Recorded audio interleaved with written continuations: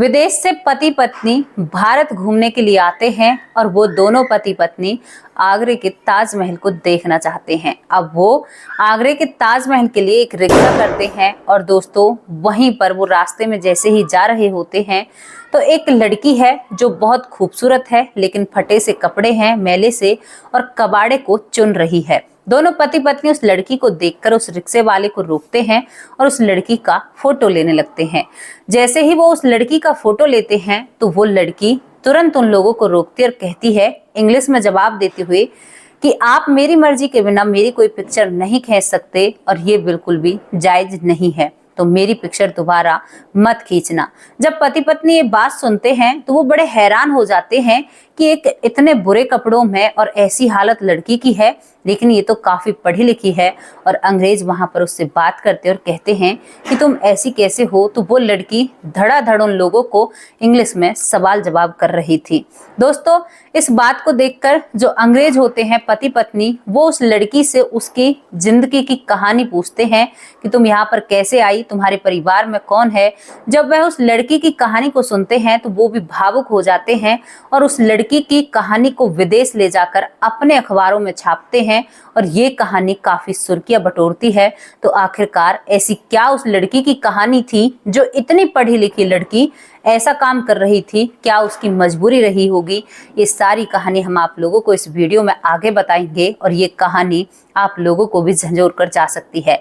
तो चलिए कहानी की शुरुआत करते हैं। कहानी की शुरुआत होती है बिहार से। बिहार की रहने वाली अंजू होती है।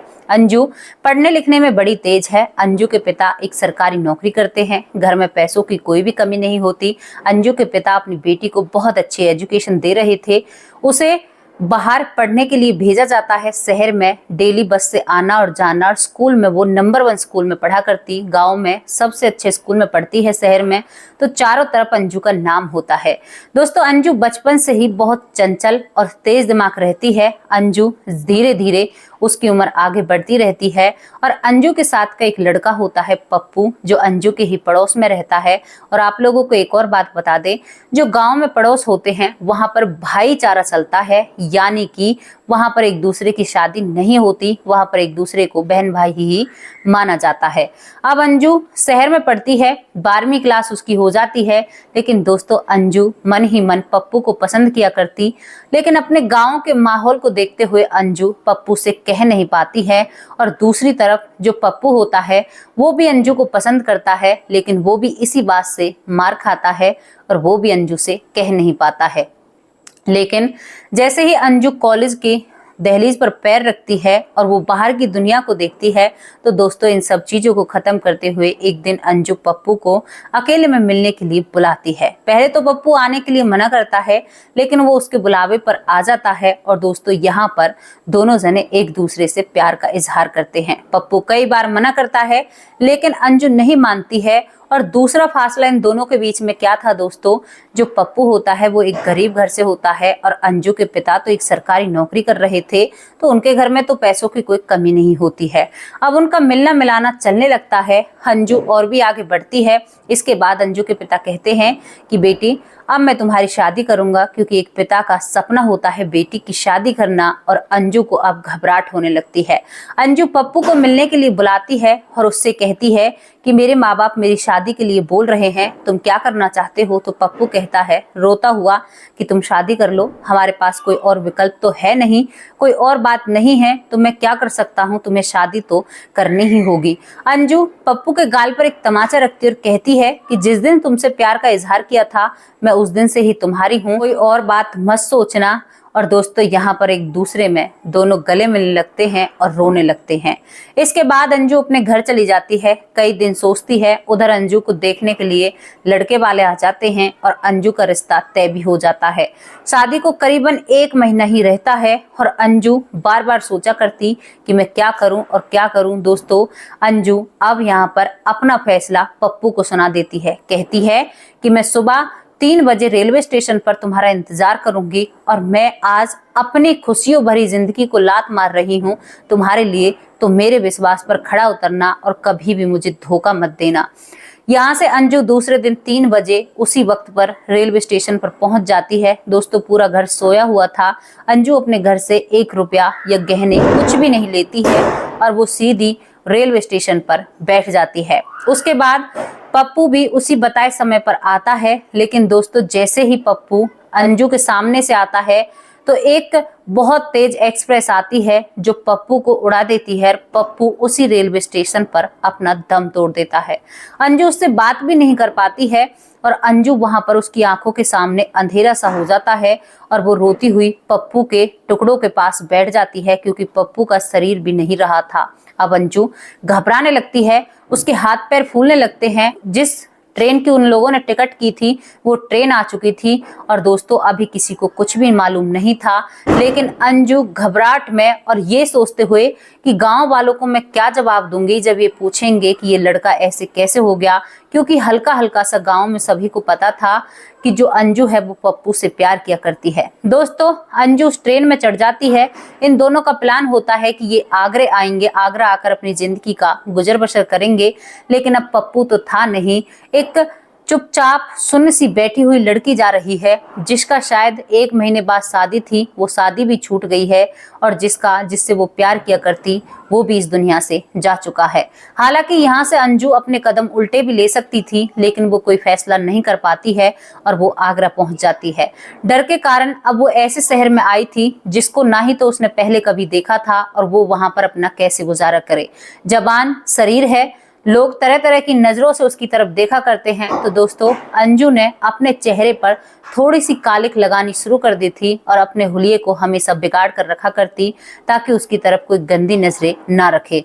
अब वो वहां पर कई दिनों तक भूखी प्यासी इधर उधर, कभी कहीं पर सोना कभी कहीं पर सोना, और वो काफी परेशान हो जाती है। कुछ पैसे जो उसके पास होते हैं वो भी खत्म हो जाते हैं। पप्पू की याद में दिन रात रोया करती, खाना भी नहीं खाती है और बहुत दुबली पतली हो जाती है।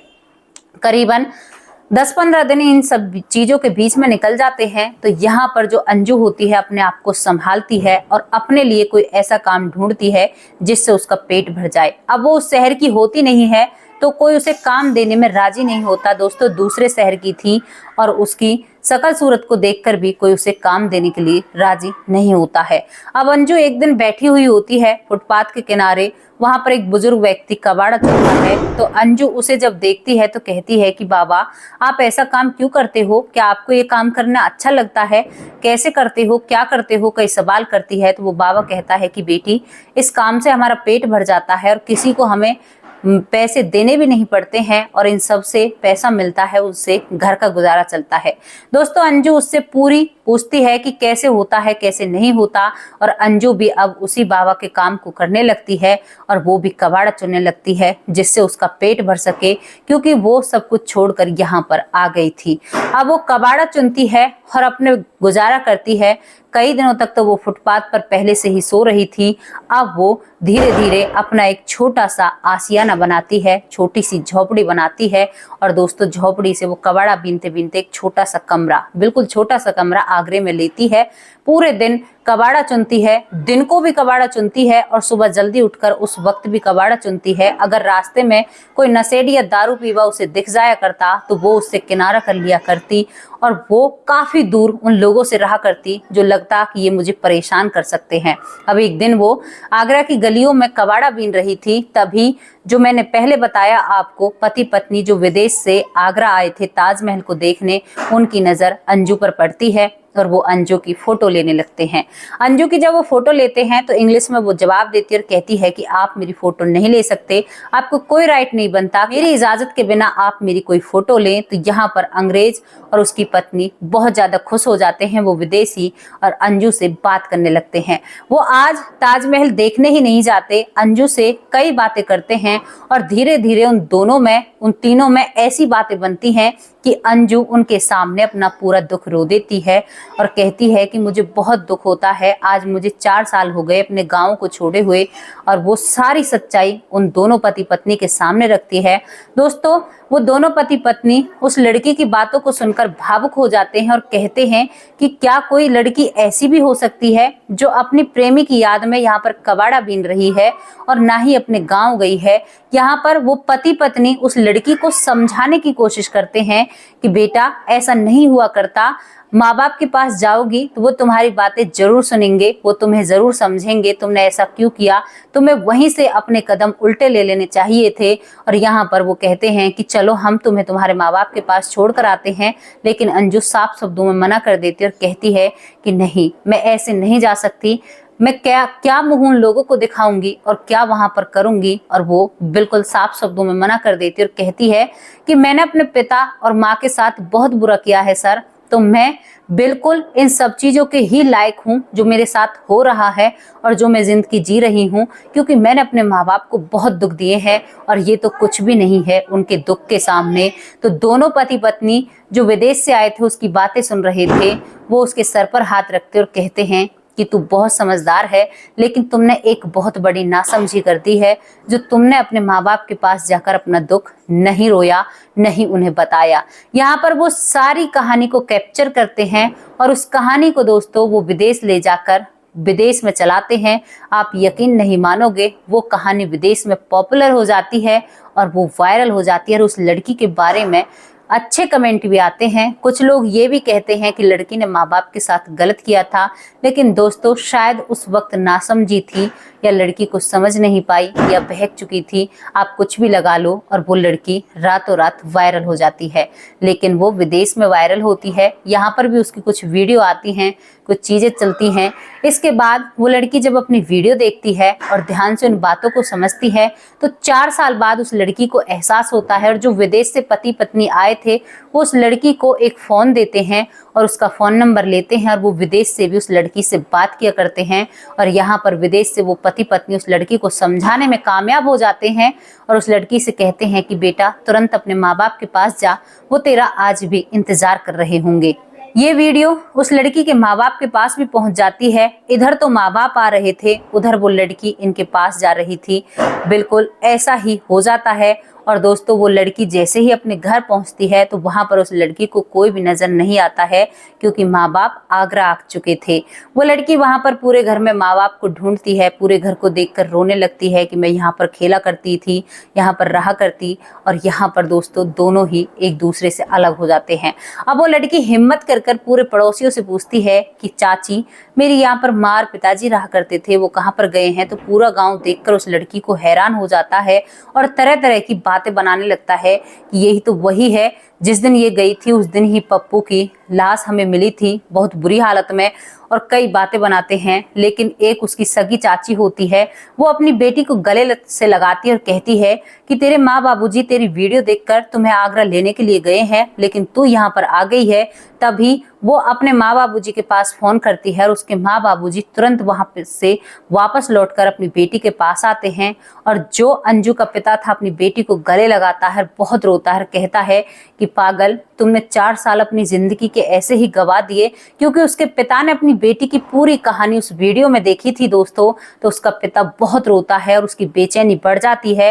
और यहाँ पर अपनी बेटी को धमकाते हुए कहता है कि क्या तुमने हमें इतना पराया समझ लिया, हमने तुम्हें पाल पोस कर इतना बड़ा किया, लेकिन तुमने फिर भी हमें कुछ नहीं समझा, अपने ही मन की करती चली गई। एक बार अपना दुख रोती तो सही मुझसे आकर, क्या पता मैं तेरी सुनता या ना सुनता। तुमने तो खुद ने ही फैसला कर लिया और खुद ने ही अपनी कहानी लिख डाली। और दोस्तों यहाँ पर पूरा परिवार एक हो जाता है। अंजू बहुत भावुक होती है। पूरे गांव वालों को अंजू का पिता शांत कर देता है, कह देता है कि इसमें मेरी बेटी की कोई गलती नहीं है, क्योंकि अंजू उस वीडियो में बताती है कि मेरी कोई गलती नहीं थी। जो पप्पू था वो प्लेटफॉर्म क्रॉस कर रहा था, उसी वक्त ट्रेन आ जाती है और वो इस दुनिया से चला जाता है। पूरा गांव अब अंजू को एक प्यार भरी नजरों से देखता है और कहता है कि बेटी, अक्सर गलतियां बच्चों से ही होती हैं, तुमसे भी गलती हो गई। हालांकि एक माँ का बेटा जा चुका था उसी गांव से, पड़ोस की बात है, लेकिन पप्पू की माँ भी अंजू को गले लगाती है और कहती है कि बेटा, ये हादसा तो कभी भी हो सकता था, तू उसके साथ ना जाती, वो मेरे ही काम से जाता तो भी ऐसा हो सकता था, तो तेरी इसमें कोई गलती नहीं है। उस लड़की को संभाला जाता है। और दोस्तों ये कहानी यहाँ पर समाप्त हो जाती है। तो ये थी वो कहानी जहाँ पर एक लड़की शायद अपनी भावनाओं में बह चुकी थी, या वो फैसला नहीं कर पाती है कि मैं कहाँ जाऊँ, क्या करूँ। उसने ऐसा फैसला ले लिया कि 4 साल वो आगरा की गलियों में कबाड़ा चुनती है। और दोस्तों, बहुत बड़ी बात ये होती है कि वो लड़की अपने आप को सेफ रखती है, उसकी जो इज्जत होती है उस पर आज तक भी एक दाग नहीं लगता है। तो कैसे लगे आप लोगों को स्टोरी, आप अपनी राय कमेंट बॉक्स में रख सकते हैं। और जो विदेश से पति पत्नी आए थे, उनकी एक अहम भूमिका इस कहानी में हो जाती है। और दोस्तों, ये कहानी सत्यता पर आधारित है। तो जैसी भी आप लोगों को स्टोरी लगी हो, आप अपनी राय कमेंट बॉक्स में रख सकते हो। कल फिर हाजिर होंगे एक और ऐसी ही सच्ची और अच्छी स्टोरी के साथ। तब तक के लिए नमस्कार, जय हिंद, जय भारत। हमारी जो बहन बेटियां हैं उनसे सख्त हिदायत है कि कभी भी ऐसी गलती मत कीजिए और अपने परिवार को समझिए, अपने माँ बाप को समझिए, क्योंकि जो आपके माँ बाप हो जाएंगे वो इस दुनिया में कोई भी नहीं हो सकता।